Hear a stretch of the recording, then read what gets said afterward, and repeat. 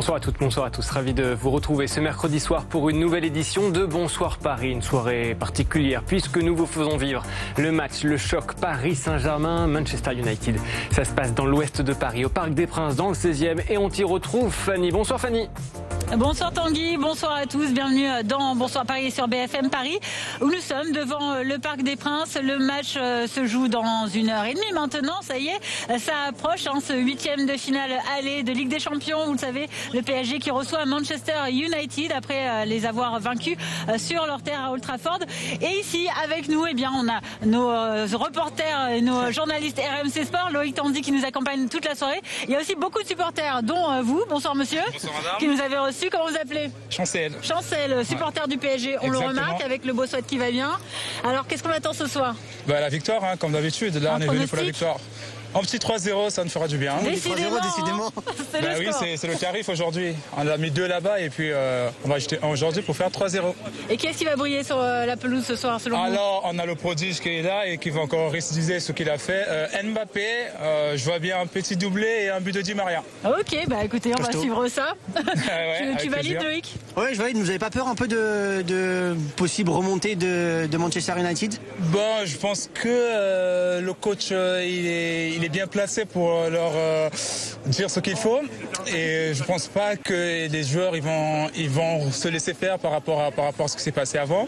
Là, c'est vrai que dans un petit coin de leur tête, ils ont quand même cette journée catastrophique à Barcelone, mais je pense pas que ça va se reproduire parce que ils ont pris conscience et les joueurs qui sont en place avec l'état d'esprit, ils en ont conscience qu'ils doivent gagner aujourd'hui. Et je pense pas que ce soit possible. Et la remontada, n'oublions pas que la remontada c'était à l'extérieur. Et là, nous sommes à Paris et au parc, ça rigole pas. On espère que ça va pas se reproduire effectivement. Merci Chancel et bon match, évidemment. Merci. On va poursuivre cette soirée également avec d'autres journalistes RMC Sport un peu partout ici, à l'extérieur et à l'intérieur du Parc des Princes. Et puis nos reporters BFM Paris sur le terrain aussi, au plus près des supporters notamment, dans les bars parisiens et franciliens qui retransmettent la rencontre de ce soir.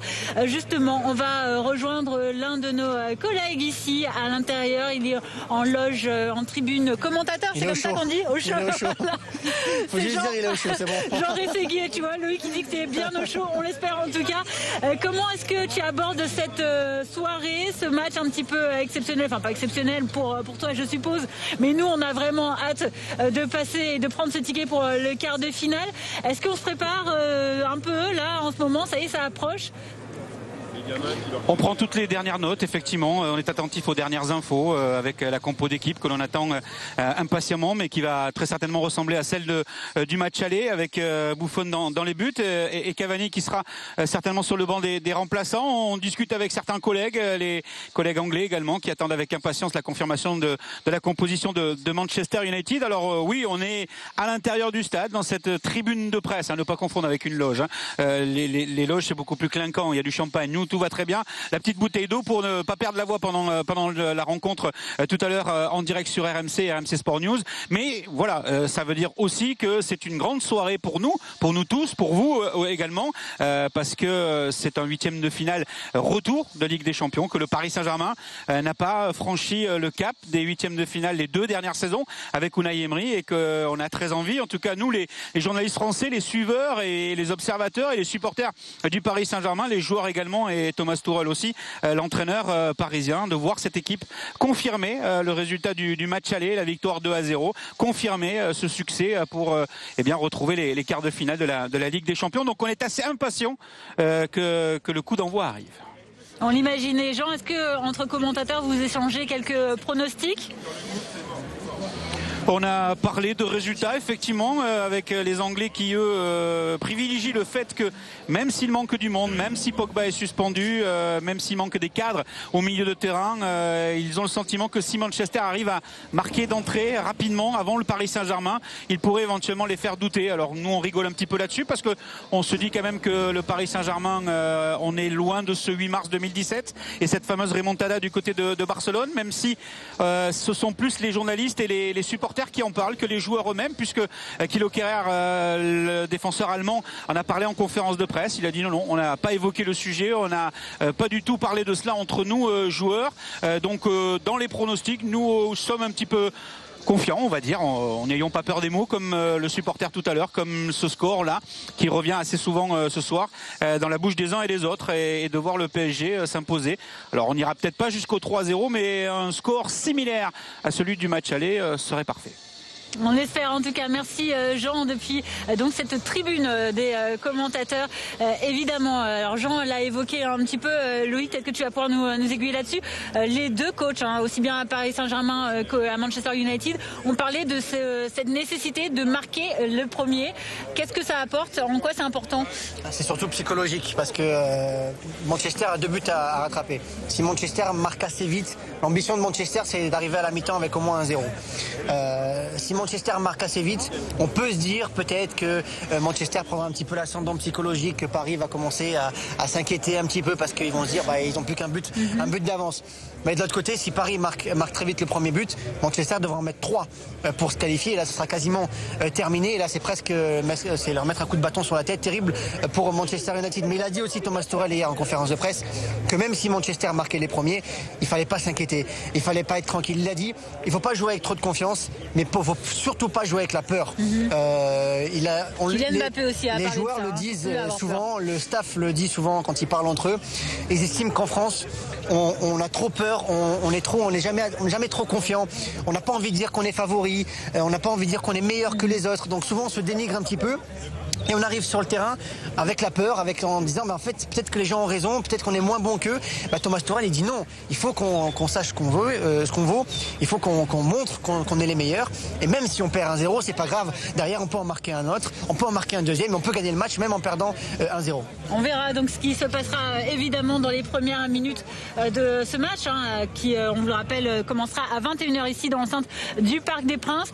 Dans le Parc des Princes, il y a aussi un élément majeur qui entre en ligne de compte, c'est évidemment cette pelouse qui figure depuis quelques années maintenant parmi les plus belles d'Europe, qui a remporté 4 récompenses en Ligue 1 de meilleure pelouse de ce championnat. Une pelouse qui est très bien entretenue par un esthète, on peut le dire, un Britannique qui est arrivé en 2013 ici, c'est Jonathan Calderwood. Tu l'as rencontré et il l'entretient bien cette pelouse, tu confirmes? Il adore sa pelouse, Jonathan Calderwood. Il faut surtout pas lui dire que c'est un jardinier. C'est un ground manager, comme il dit. Il est arrivé d'Aston Villa il y a 6 ans. Oui, je l'ai rencontré. Alors la pelouse, quand on la regarde, elle est magnifique. Franchement, on a l'impression que c'est un billard, on peut même se rouler dedans. Mais alors quand on lui parle, il dit toujours, il trouve toujours la petite bête pour dire que sa pelouse elle est pas parfaite. Et surtout, il dit il faut pas se fier à la beauté de la pelouse. La pelouse, elle peut être super belle, mais en 5 minutes de jeu, elle peut être complètement détériorée. Il dit il faut faire attention surtout à la qualité de la pelouse pour le cran. Alors c'est très technique, mais il faut que le crampon rentre bien dans la pelouse et qu'il y ait une belle accroche pour le joueur, parce que une belle pelouse, c'est très important pour les joueurs parce que ça permet de jouer au mieux au foot, mais surtout de moins se blesser. Quand on a une belle pelouse pour les footballeurs, les joueurs se blessent moins, et donc c'est pour ça qu'il faut une belle accroche pour les crampons pour que les joueurs tiennent bien et qu'il y ait moins de problèmes d'articulation ou de muscles, et c'est pour ça qu'il fait très attention à ça. Une pelouse qui est justement constituée d'un mélange essentiellement de pelouse de gazon naturel, mais aussi une petite couche en dessous, hybride un peu artificielle, qui permet cette accroche dont tu parlais. Est-ce que c'est le cas? Est-ce qu'il y a des standards justement? Est-ce que c'est le cas dans tous les clubs, par exemple, d'Europe? Alors depuis, c'est nouveau depuis quelques années en France, notamment la Ligue met des amendes aux clubs qui ne prennent pas soin de leur pelouse, parce que la pelouse, ça fait partie du spectacle. Si vous avez une belle pelouse, vous avez un meilleur match de foot, et donc vous avez un spectacle à la télé ou pour les supporters qui sont mieux. Le problème aujourd'hui, c'est que tous les clubs ne le respectent pas. Mais il y a des clubs qui le font très bien. On vous l'avait dit, Paris a gagné 4 fois le titre de meilleure pelouse de Ligue 1. Pas l'année dernière. L'année dernière, c'était Guingamp. Guingamp qui était la meilleure pelouse de Ligue 1. Et pareil. Et souvent, c'est des Britanniques qui viennent en France. Par exemple, le Stade de France, c'est également un jardinier britannique qui est arrivé. Et depuis, les Britanniques ont importé un petit peu leur savoir-faire en termes de pelouse. En Angleterre, elles sont parfaites. En effet, on voit qu'elles sont scrutées, ces pelouses, au niveau de la Ligue des Champions, puisque les arbitres de l'UEFA sont également passés ce matin pour l'inspecter, pour vérifier que tout était au point. C'est le cas. Oui, c'est surtout pour les normes au niveau de l'UEFA, mais ils sont passés autour de 8h ce matin. On faisait la matinale en direct du Parc des Princes et on l'a vu. D'accord, donc ça devrait bien se passer au niveau de cette pelouse. Pour accéder à ces quarts de finale tant rêvés, le Paris Saint-Germain doit maintenant confirmer ses aptitudes. Des aptitudes qui ont déjà été observées lors du match aller. C'était à Old Trafford, vous vous en souvenez, contre Manchester United évidemment, avec une équipe privée de 2 de ses attaquants stars. Le PSG privé de Neymar, mais aussi de Cavani, qui fera peut-être un retour quand même ce soir. Il s'est entraîné 2 fois et il est sur le banc. Non, tu l'as dit, il pourrait jouer sur les dernières minutes peut-être de ce match. En tout cas, cette équipe, elle a plutôt bien fait ses preuves jusque-là. Alors quels seront les objectifs pour ce soir en particulier du Paris Saint-Germain? Élément de réponse dans ce reportage de Nicolas Flon. Jouer sans penser au match aller, voilà l'objectif du PSG ce soir. Face à Manchester, Paris n'a jamais été aussi favori. Un statut que les joueurs doivent maintenant assumer. Le seul objectif, c'est gagner ce match. Et on veut montrer qu'on a un groupe fort et uni. Envoyer un message fort à l'Europe, mais surtout finir le travail. En position favorable après sa victoire 2-0 à Manchester, plus fort individuellement, Paris a désormais 90 minutes pour assurer. C'est la clé pour moi. On a confiance, mais pas trop de confiance. Que nous sommes attentifs, mais nous jouons pas avec peur. Que nous sommes avec nous et que nous avons confiance à notre qualité. Des Parisiens confiants, mais prudents. Au Parc des Princes ce soir, le PSG aura forcément en tête les échecs des années passées. Un match de football, il faut toujours se méfier, c'est pour ça qu'il faut rester vigilant. On a vu ce qui s'était passé, mais on va pas se rappeler de la remontada ou des déceptions. Même l'année dernière, il n'y a pas eu de remontada, mais le match retour contre le Real Madrid, même s'il fallait remonter un résultat, en termes d'état d'esprit, c'était pas bien du tout. En cas de qualification, Paris rejoindrait les quarts de finale de la Ligue des Champions pour la première fois depuis 3 saisons. En direct depuis le Parc des Princes, ici où les fans, les supporters continuent d'arriver en masse puisque ça approche. Voilà, maintenant, vraiment, on est très entourés d'un coup et les supporters mancuniens notamment qui sont juste à côté de nous, qui nous demandent quelques informations. Ils s'inquiètent notamment peut-être de leurs adversaires parce qu'il faut les craindre, hein, je pense quand même. C'était la raison, en tout cas politiquement correcte. Voilà, les regards sont portés vers cette équipe du Paris Saint-Germain depuis Manchester United aussi. On les craint, ces joueurs. On craint notamment Kylian Mbappé, mais il n'est pas seul, hein. Il y a d'autres joueurs. Ah non, Di Maria sur le côté, Julian Draxler, même s'il n'y a pas Neymar, même s'il n'y a pas Cavani, il y a quand même des joueurs de qualité au Paris Saint-Germain. Et même si Kylian Mbappé va être très observé, il y aura peut-être quelque chose autour de lui fait par Manchester United.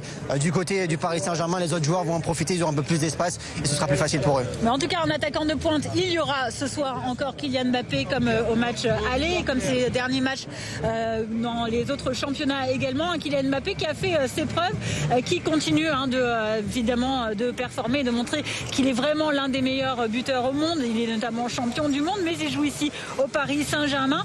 Des blessures de Neymar, les blessures de Cavani ne lui ont pas fait peur. Il a relevé les challenges et il fait plutôt l'unanimité. Regardez ce reportage. C'est une absence qui avait de quoi inquiéter le PSG. 23 janvier, Neymar se blesse au pied face à Strasbourg et doit déclarer forfait pour le duel contre Manchester. 6 semaines plus tard, pour Paris, un homme en particulier a tout changé, Kylian Mbappé. Il est très jeune, mais aussi dans ces moments, il est un des meilleurs attaquants du monde. Sa personnalité est extraordinaire parce qu'il montre son fin de marquer chaque entraînement et chaque match. Neymar absent, Cavani lui aussi blessé en février. En 9 matchs, le Français n'a cessé d'impressionner. 8 buts et 3 passes décisives, dont un doublé samedi à Caen.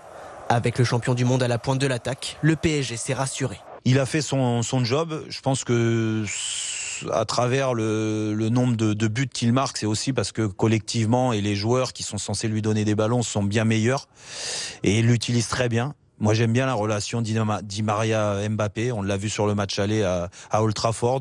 Il y a 3 semaines, l'attaquant avait inscrit le second but de Paris lors du match aller, sa 14e réalisation en Ligue des Champions. Une performance qui lui a permis, à 20 ans seulement, d'égaler un certain Zinedine Zidane au classement des meilleurs buteurs de l'histoire de la compétition. Voilà, un jeune joueur qui plaît beaucoup à toutes les générations, aux supporters de la première heure, mais aussi peut-être aux observateurs un peu plus lointains du Paris Saint-Germain. En tout cas, il plaît beaucoup, sa mentalité également. Les supporters du Paris Saint-Germain le suivent beaucoup. Ces supporters du PSG, on va les retrouver auprès de toi, Adam Agassa. Tu es dans le nord de Paris, tout près de la Porte des Lilas, dans un bar très connu de la place, où ces supporters parisiens sont autour de toi, on l'imagine, de plus en plus nombreux à l'approche de ce coup d'envoi, 21h, PSG Manchester United. Comment est-ce que ça se passe au niveau de cette ambiance? Comment la soirée s'annonce autour de toi? La soirée s'annonce forcément belle ici au Corporance pour les supporters du Paris Saint-Germain. Belle si le PSG se qualifie pour les quarts de finale, mais je peux vous dire qu'ici ça ne fait aucun doute. Tous les supporters sont énormément confiants, ils voient tous le PSG passer, donc des supporters, pour répondre à ta question Fanny, qui continuent d'affluer progressivement dans le bar avec un attirail complet, les maillots, le jogging, l'écharpe aux couleurs du Paris Saint-Germain. Et pour tout vous avouer, ça commence à être difficile pour les supporters qui arrivent de trouver une bonne place devant les écrans de télévision, mais c'est pas le cas de Camille qui est à mes côtés, qui a plutôt une bonne place avec ses amis. Oui, tout à fait. On arrive tôt parce que c'est pas la première fois qu'on vient, donc du coup on sait qu'il faut arriver un peu tôt pour pouvoir bien voir les écrans. Donc, voilà, on est bien placé. Alors pourquoi choisir de venir voir ce match dans un bar? Pour l'ambiance, parce que généralement ici il y a toujours beaucoup d'ambiance, les chants des supporters, ça, donc c'est le stade mais en plus petit. Et vous avez sorti le maillot bien sûr? Oui, à tous les matchs forcément. Alors on est dans quel état d'esprit à quelques heures, minutes du coup d'envoi maintenant? Pour l'instant plutôt confiante, parce qu'on était un peu stressé à l'aller, malgré, il y a un peu toujours ce passif de 2017 qui reste, mais vu l'équipe de Manchester où les cadres manquent, je pense que on joue à la maison en plus, donc ça devrait passer tranquille. Allez, on se mouille un petit peu en pronostic. Je dis 2-0 pour Paris, avec un but de Bernat, parce qu'il aime bien mettre des buts dans les moments importants, donc voilà. Ouais, parfait, merci beaucoup Camille, une fan de Bernat. Je vous avais pas menti, des supporters donc confiants pour le Paris Saint-Germain. Ici, tout est prêt pour vraiment passer une excellente soirée. Il y a 5 écrans de télévision, 2 écrans géants, et puis dans le frigo, toutes les boissons ont été commandées en double. Signe qu'on attend beaucoup de monde, beaucoup de supporters, 500 au total, donc qui espèrent tous une qualification du PSG en quart de finale. Évidemment, beaucoup de supporters auprès de toi dans ce bar et dans nombreux autres établissements du genre à Paris et en Ile-de-France. Ici aussi, dans l'enceinte du Parc des Princes, il y a de plus en plus de personnes qui arrivent et qui arrivent de très loin. Des supporters qui viennent d'une quinzaine de pays. Le groupe le Paris Saint-Germain a favorisé l'arrivée de 21 groupes de supporters qui représentent 15 pays différents. Donc il y a des supporters qui sont venus du Liban, des États-Unis, de New York aux États-Unis, de Miami notamment. Donc un peu partout 15. Il faut savoir que le Paris Saint-Germain a quelqu'un qui s'occupe intégralement au sein du club, intégralement des supporters étrangers, c'est-à-dire qui crée des fan clubs un peu qui essayent de structurer un petit peu les supporters étrangers avec des nouveaux fan clubs qui sont nés il n'y a pas très longtemps à Shanghai par exemple, à Shenzhen aussi en Chine, à Singapour. Donc voilà, il s'appelle Arnaud qui essaye vraiment de développer tout ça dans le monde, qui est en contact. En fait, il essaie d'avoir un référent dans chaque grande ville au monde et de créer avec, des fois il n'y a que 15 personnes, entre 15 et 20 personnes dans certaines villes, mais ça permet aux supporters français de se regrouper, de voir les matchs du Paris Saint-Germain à l'étranger et de venir pour les grosses affiches. Le club paye notamment des fois les déplacements de ses supporters pour les remercier d'être supporters et de supporter le club d'aussi loin. Et c'est le cas de ce soir avec 21 clubs de supporters que le club a fait venir. Ça va représenter combien de personnes, on le sait? Un peu moins d'une centaine dans les 21 clubs de supporters. Après, il y a des clubs de supporters qui sont français, mais qui ne sont pas de Paris, donc c'est plus facile pour eux de venir.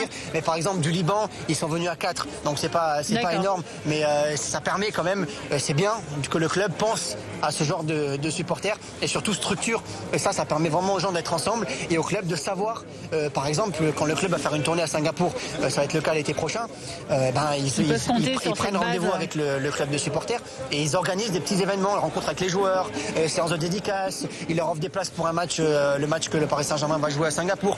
Et ça, c'est parce qu'ils sont structurés. S'ils étaient chacun de leur côté, il y aurait des matchs chez eux, ça ne serait pas possible. Très bien, ça c'est sympa de l'apprendre également. Ces supporters donc du Paris Saint-Germain, du monde entier qui seront là ce soir pour assister à cette rencontre, ce match retour de 8e de finale de Ligue des Champions. Il y a aussi des supporters de Manchester United, il y en aura 2000 ici dans le 16e arrondissement de Paris. Paris dans le stade. Il y en a aussi auprès de toi, Raphaël Maillochon. Tu es toujours dans ce bar de l'Île-Seguin, dans l'ouest francilien à Boulogne-Billancourt. Et je crois que la majorité des supporters qui venaient voir le match sont déjà partis. Mais il reste tout de même des gens qui n'ont pas eu la chance de venir au stade et sont toujours mobilisés autour de toi. Effectivement, il reste des irréductibles. On suivait depuis tout à l'heure un groupe de Français et de Suisses fans de Manchester United qui étaient autour de nous dans nos précédents directs. Là, on va vous montrer avec Cédric Adam, ces supporters, vous le voyez, qui n'ont pas eu la chance d'assister, en tout cas d'avoir des places. Vous voyez ce drapeau qui est encore à l'intérieur. Et on va vous montrer un petit peu ce que c'est une ambiance anglaise comparée aux ambiances françaises. Vous l'avez vu avec Damagasa à l'instant. Regardez ce que c'est une ambiance anglaise. On laisse le micro tendu et Cédric Adam va rentrer dans le bar.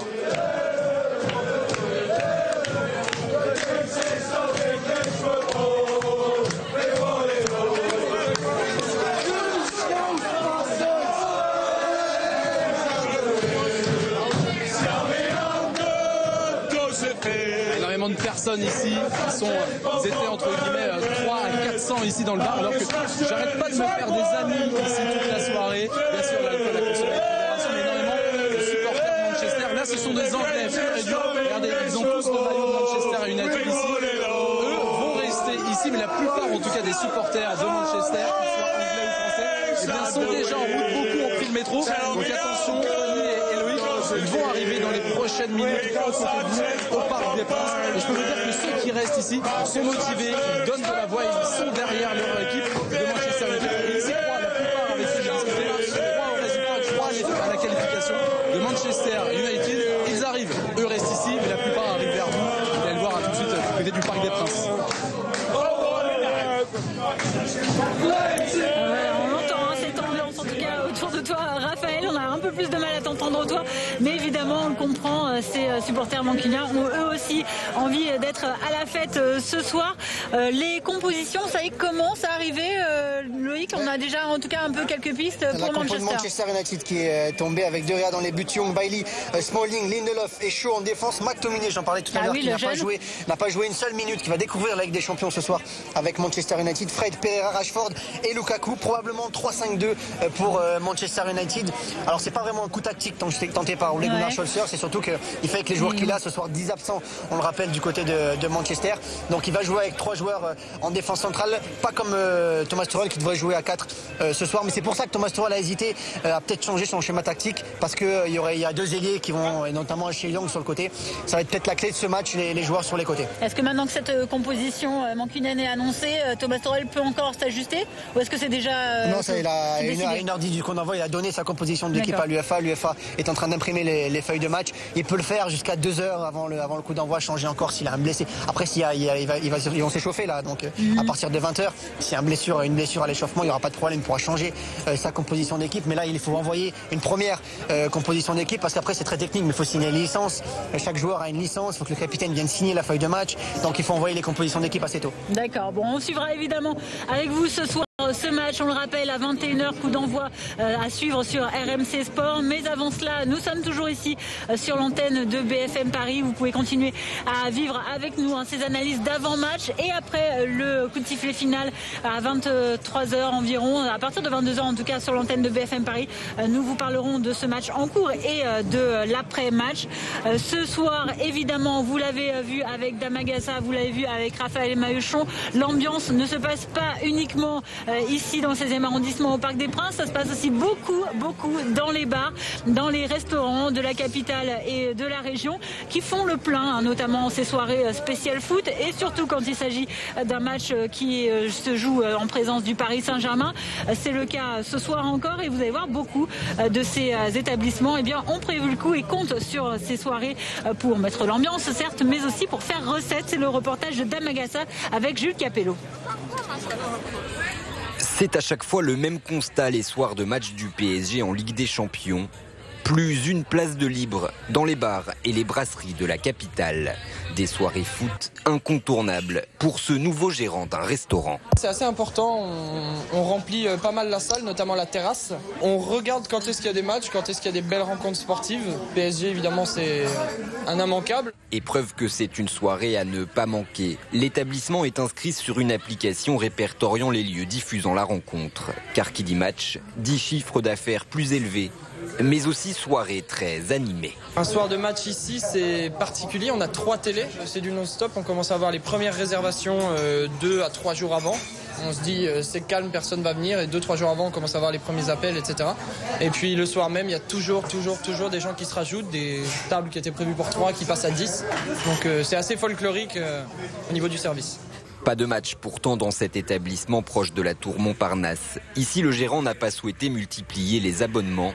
Il ne s'attend pas à une fréquentation, mais reconnaît tout de même que diffuser la rencontre serait un plus. On ne peut pas le nier que le football amène des clients, surtout dans les bars. Donc c'est une perte, c'est une petite perte pour nous, c'est vrai. Ce soir, pour le 8e de finale retour de la Ligue des Champions face à Manchester, les bars parisiens vont à coup sûr une nouvelle fois faire le plein. Des milliers de supporters y sont attendus. Ce match, évidemment, PSG, Manchester United, 8e de finale retour de la Ligue des Champions. On espère au Paris Saint-Germain acquérir ce ticket pour le quart de finale tant espéré. Un Graal pour Paris, évidemment. Loïc, qui est à côté de moi, continue de scruter un peu pour savoir. C'est bon, on a la composition.